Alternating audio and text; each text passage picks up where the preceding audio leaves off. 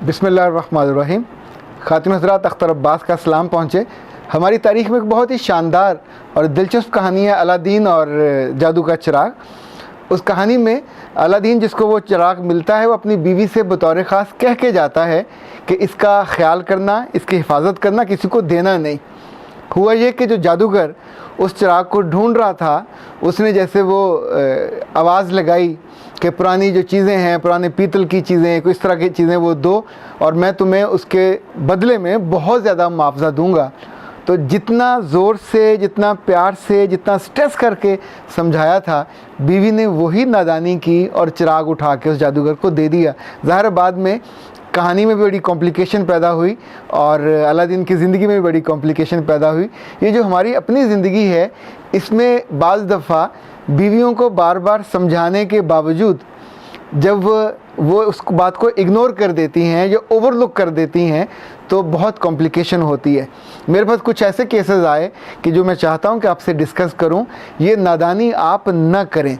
Like एक नए शादीशुदा जोड़े ने जब ये अकेले रह रहे हों तो फिर अपने दोस्तों के यहाँ भी जाते हैं। ये उम्र वो होती है जिसमें दोनों बड़े खूबसूरत लगते हैं, लड़की भी प्यारी होती है, लड़का भी अच्छा होता है। और जब दोस्तों से आप ज़्यादा डिस्टेंस नहीं करते और इकट्ठे कह के लगाते हैं और इकट्ठे खाने खाते हैं, तो ये कॉम्प्लिकेशन बढ़ जाती है। इसीलिए अच्छी लड़कियों की माएँ अपनी बेटियों को दो नसीहतें बहुत ज़रूर करती हैं। वो ये कि शादी से पहले तुम जैसे थे, जितने तुम्हारे मेल कज़न आते थे, उनसे गपशप होती थी, खेलते थे, शादी के बाद तुम्हारे घर ना वो आएँ। अगर तुम्हारे मियाँ के वो दोस्त बन जाएं और उसकी दावत पे आएँ तो ठीक है, तुमसे मिलने तुम्हारे घर ना आएँ। ये बहुत दानिश की बात है। दूसरा, जो मियाँ के दोस्त हैं, जितनी मर्ज़ी उनसे मोहब्बत हो, मियाँ उनके घर आता हो, जाता हो, इकट्ठे खाते पीते, सैरें करते, फिल्में देखते हों, पर आपके घर अगर वो अकेले में आए और आप उसको मियाँ का दोस्त समझ के एंटरटेन करें, तो हमेशा नादानी करेंगी, गलती करेंगी और उसका भुगतान भुगतेंगी। यानी ये इस केस में लड़की मेरे पास आके ज़ारो कतार रोई कि मैंने तो अपने मियाँ का दोस्त समझ के, भाई समझ के, अजीज़ समझ के उनको घर बुलाया, बिठाया और उन्होंने आके उनका पूछा। अच्छा, हालांकि वो वक्त दफ्तर का था, वो क्यों आया? और उसने कहा जी वो इससे पहले भी आ जाते थे आते जाते, पर उस वक्त तो मियाँ घर होते थे। नहीं, it was a planned visit. और उसके बाद उसने उसको चाय पिला। अब देखें, घर में आप अकेले हो, वो आया, उसने आकर उससे चाय का पूछा और ऑफ़र भी की, तो देन उसने दस दराजी की कोशिश की और इसने जिस मुश्किल से अपने आप को बचाया, वो कहती तो सिर्फ लकीली ये हुआ कि हमारे घर के दरवाज़े पे मेरे मियाँ ने एक कैमरा भी लगाया हुआ है और मैं वहाँ से निकल कर दरवाज़ा खोल के वहाँ खड़ी हो गई और उसे मैंने कहा बाहर निकलो, बाहर निकलो। उसने 2-3 दफ़ा, एंड देन ही फेल्ट कि अब जिस तौर पे ये खड़ी है तो ये बिल्कुल बुज़दिल नहीं है जो बोल पड़ेगी या ज़ोर से चीख मारेगी या चिल्लाएगी। तो उस वक्त वो निकला, लेकिन दरवाज़े पे जाता जाता वो कह गया मैं दोबारा आऊँगा और देखूँगा तुम मुझसे कैसे बचती हो। अब इनफैक्ट नादानी ये वो वाली है जो मियाँ अपनी बीवियों को समझाते हैं कि दोस्त उनके दफ्तर के हैं, कारोबार के हैं, घर अगर अकेले आएँ तो वो एंटरटेन नहीं होंगे, उसका नुकसान हो जाएगा। दूसरे मामले में ये हुआ कि एक मियाँ अपने फैक्ट्री के ही दोस्त के साथ हमेशा घर आते जाते थे, उनकी बीवी भी साथ आती थी, तो दोनों बीवियों की भी बहुत अच्छी दोस्ती हो गई। ये जो पहले वाला दोस्त था, जो फैक्ट्री में स्टोर का इंचार्ज था, एक कॉटन फैक्ट्री, टेक्सटाइल का बहुत बड़ा यूनिट था, वहाँ बेशुमार कपड़ा, धागा और बेल सब कुछ वहाँ पड़ी होती थी। हुआ ये कि कुछ अरसे बाद इल्म हुआ कि वो जो स्टोर का इंचार्ज था, उसने को 60-70 लाख का गबन किया। वहाँ जो अमानत उसके पास रखी होती थी, तो वो पकड़ा गया। अच्छा, अब चूँकि वो फैक्ट्री का एरिया था जिसमें जो लोग रहते थे, तो हर जगह लोगों ने उसका नाम लेके थू थू करना शुरू किया। वो अरेस्ट हो गया, उसका ज़ाहिर है कि रुसवाई होती है। तो अब वो उसकी जो दोस्त थी, जो इनके घर आती थी और आके बड़ी बातें अच्छी दोस्ती वाली होती थी, शी फेल्ट के हम फंस गए, ये तो क्लियर है, हमारे ही साथ के हैं, हमारी फैक्ट्री में काम करते हैं। तो उसने ये किया कि सीधी थाने गई और जाके रिपोर्ट, क्योंकि उसका मियाँ उसी थाने में था, तो उसने कहा कि ये जो इसका दोस्त है अलिफ बे जीम, ये भी इस धांधली में, ये भी इस करप्शन में और इस खाने पीने में बराबर का मुलव्वस है, और मेरे पास इस बात के सबूत भी हैं। और देन शी केम बैक, और उसने आके उस लड़की को, अच्छा इस बीच में मियाँ अपनी बीवी को मना कर चुका था कि अब उसकी बीवी से, उसके ख़ानदान के किसी बंदे से कभी रब्ता नहीं करना, चूँकि ही इज़ इन ट्रबल, और वो जेन्युइन उसने करप्शन की है, अदारे को नुकसान पहुंचाया है।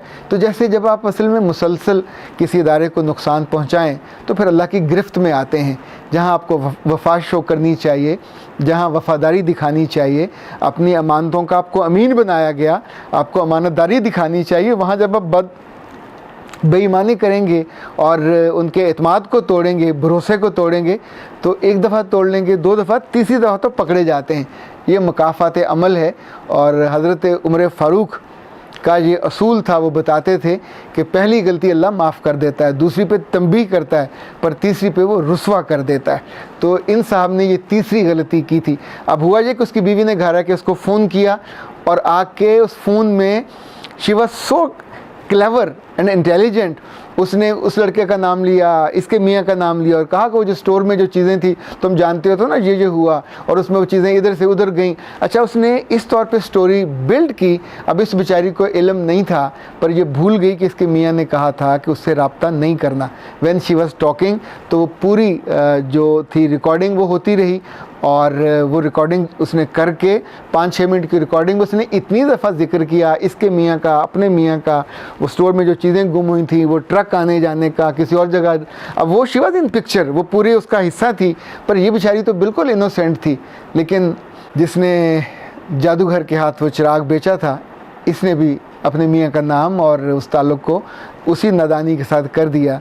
फिर इसका मियाँ भी पकड़ा गया, उसका भाई भी पकड़ा गया, और बेवजह पुलिस में इन्वेस्टिगेट हुए। इन्होंने अपने घर में घर बनाने के लिए पैसे रखे हुए थे, वो सारे पुलिस को देने पड़े। और वो तो रब का शुक्र यह है कि फैक्ट्री वाले जो लोग थे वो आए, उन्होंने आके गवाही दी कि इसका तो कुछ स्टोर से ताल्लुक़ वास्ता नहीं है, इसका डिपार्टमेंट ही दूसरा है, और इसको बेवजह आप मुलव्वस कर रहे हैं, तो इस पर कोई इल्ज़ाम नहीं लगता। लेकिन आप सोचिए कि इतने बरसों की जो जॉब थी वो ख़तरे में पड़ी, आपका एतबार और एतमाद वो एट स्टेक हुआ सिर्फ उस बीवी की नादानी की वजह से।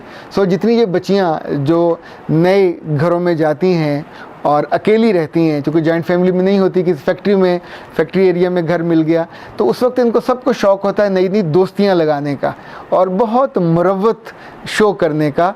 तो एक बात याद रखिएगा, ये जो कीप द डिस्टेंस वाला जुमला है, ये ज़िंदगी में हमेशा काम आता है। दोस्तियाँ करनी चाहिए, ताल्लुक़ बनाना चाहिए, पर कभी दूसरों की उंगलियों पे नाचना नहीं चाहिए, दूसरों को इतना लिवरेज नहीं देना चाहिए, इतनी लिबर्टी और स्पेस नहीं देनी चाहिए कि आपके घर घुस आए और आपकी इज़्ज़त पे हमला कर रहा है। वो आपके घर घुस आए और नादानी में आप ही से आपके मियाँ के बारे में कुछ ऐसी बातें कहलवा ले कि जो उसके काम आए और आपका मियाँ एक मुसीबत में पड़ जाए। ज़िंदगी में ये जितनी वाक़यात होते हैं ये कहानियाँ नहीं होती, ये आपके साथ नहीं बीती तो इसका मतलब ये नहीं होता कि ये हुआ नहीं है। इसे हमारे यहाँ चूँकि बहुत ये आम एक रिवाज है बच्चियों में भी और बच्चों में भी कि हम बात सुनते ही फ़ौरन इनकार कर देते हैं, चूँकि मेरे साथ तो नहीं हुआ।